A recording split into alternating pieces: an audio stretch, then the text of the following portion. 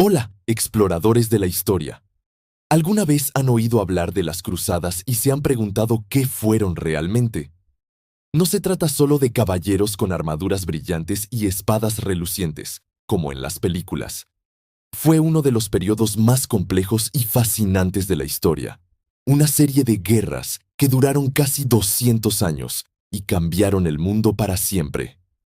Hoy vamos a desentrañar este increíble capítulo, desde sus orígenes hasta sus inesperadas consecuencias.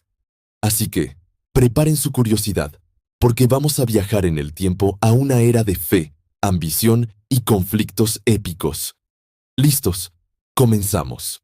Para entender las cruzadas, primero debemos viajar al siglo XI. Imaginen un mundo muy diferente al nuestro. Europa estaba fragmentada en reinos feudales y la Iglesia Católica tenía un poder inmenso, no solo espiritual, sino también político. Mientras tanto, en Oriente, el gran imperio bizantino, heredero del imperio romano, se sentía cada vez más amenazado por el avance de los turcos selyúcidas, un pueblo guerrero que se había convertido al Islam y estaba expandiendo su territorio. En el año 1095, el emperador bizantino Alejo I Comneno, desesperado, envió una carta al Papa Urbano II en Roma. ¿Qué le pedía? Ayuda militar. Los turcos habían conquistado gran parte de Anatolia, el corazón de su imperio, y lo más importante para los cristianos de Occidente, habían tomado el control de Jerusalén, la Tierra Santa. Para los peregrinos que viajaban a visitar los lugares sagrados, el camino se había vuelto peligroso y hostil. El Papa Urbano II vio en esta petición una oportunidad de oro.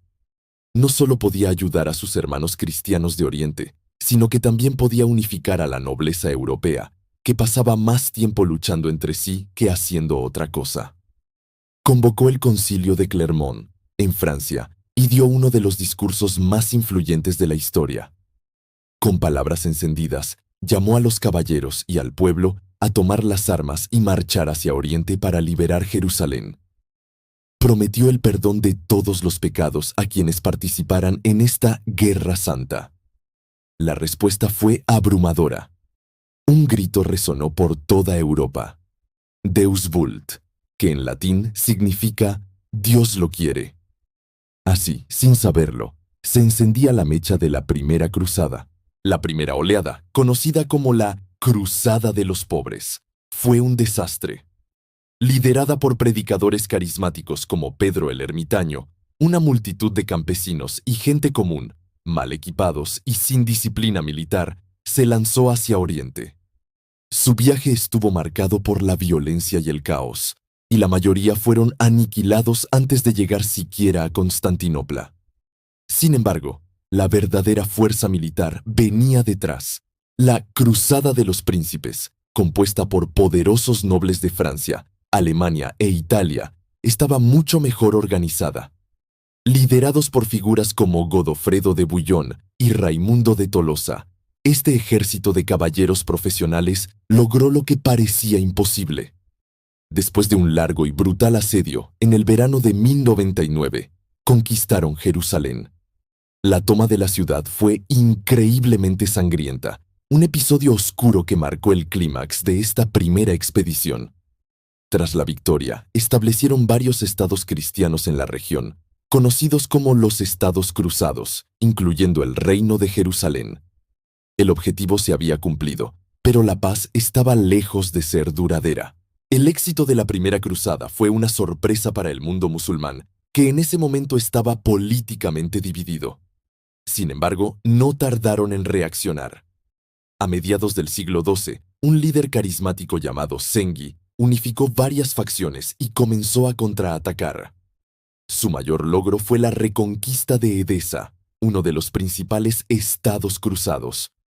La noticia de la caída de Edesa sacudió a Europa y provocó la convocatoria de la Segunda Cruzada. Esta vez, la expedición fue liderada por dos de los reyes más poderosos de Europa, Luis VII de Francia y Conrado III de Alemania.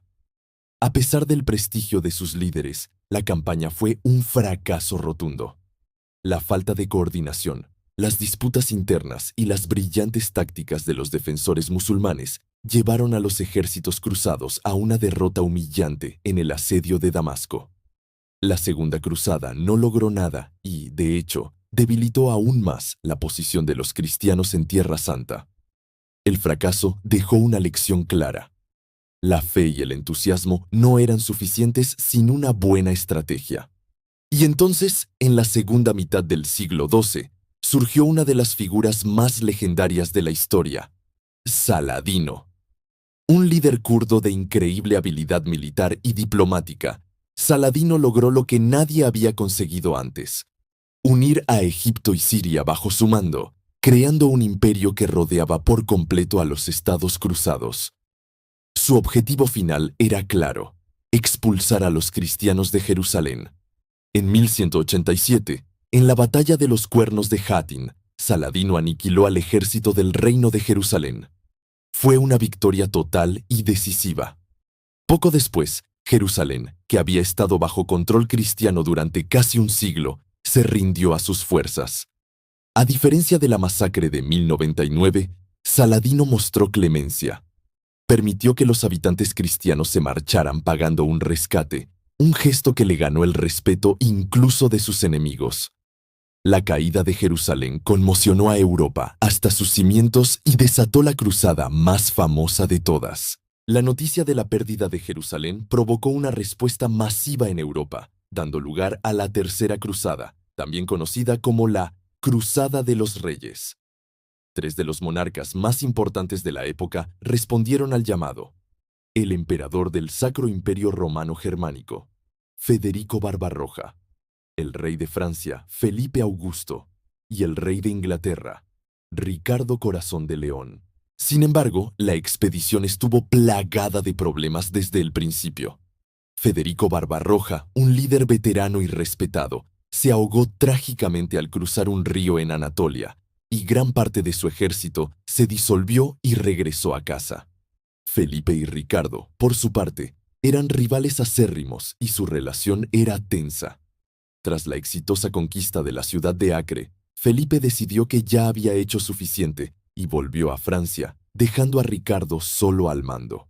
Lo que siguió fue un épico duelo personal entre dos gigantes de la historia: Ricardo Corazón de León y Saladino. Ricardo era un genio militar, valiente hasta la imprudencia, y obtuvo varias victorias importantes. Sin embargo, a pesar de sus esfuerzos, nunca logró reconquistar Jerusalén.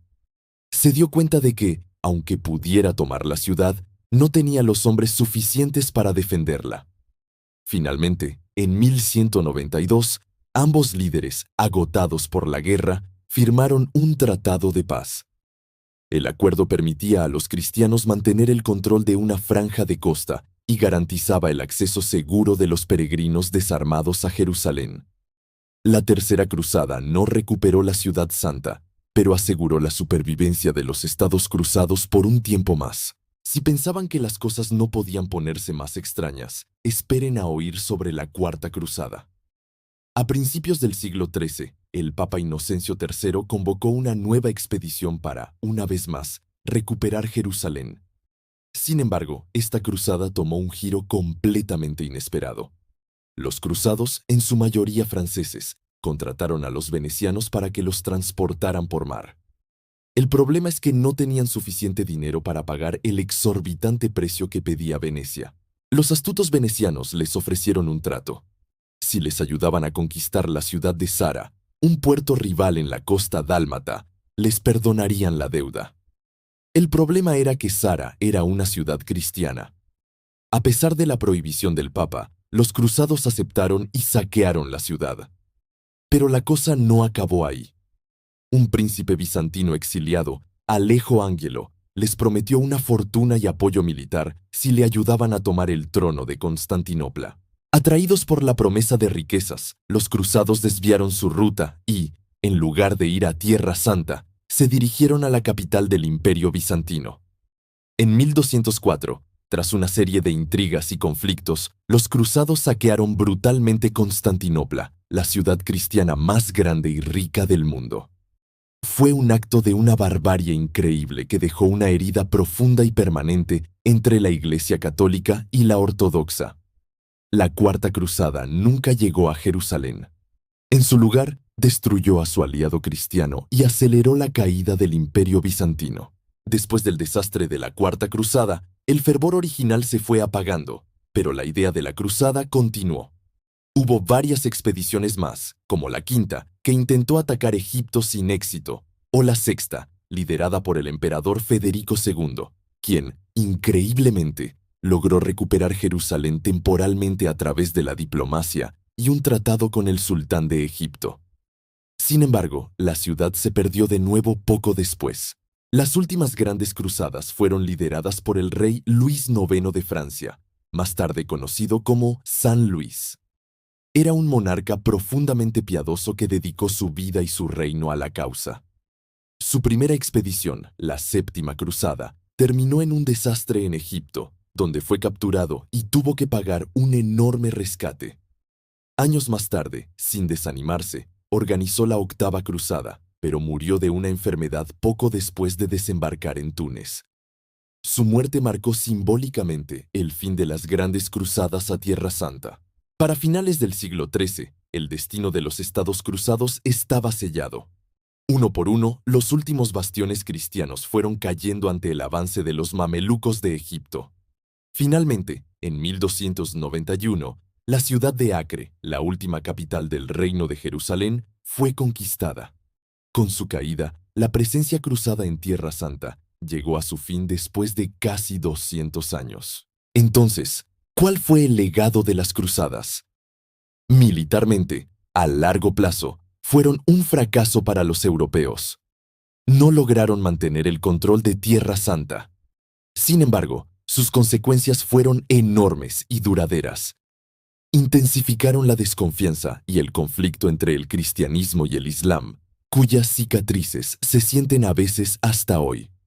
También profundizaron la división entre la Iglesia Católica de Roma y la Iglesia Ortodoxa de Constantinopla. Pero no todo fue negativo. Las cruzadas abrieron nuevas rutas comerciales entre Oriente y Occidente, impulsando la economía de ciudades como Venecia y Génova. Los europeos redescubrieron conocimientos perdidos de ciencia, medicina y filosofía del mundo griego y árabe. Esto, a la larga, contribuyó a estimular el Renacimiento. También fortalecieron el poder de los reyes a costa de la nobleza feudal y tuvieron un impacto profundo en la identidad europea. Las cruzadas son un recordatorio de cómo la fe, la ambición, la política y la economía pueden entrelazarse de maneras complejas y, a menudo, violentas.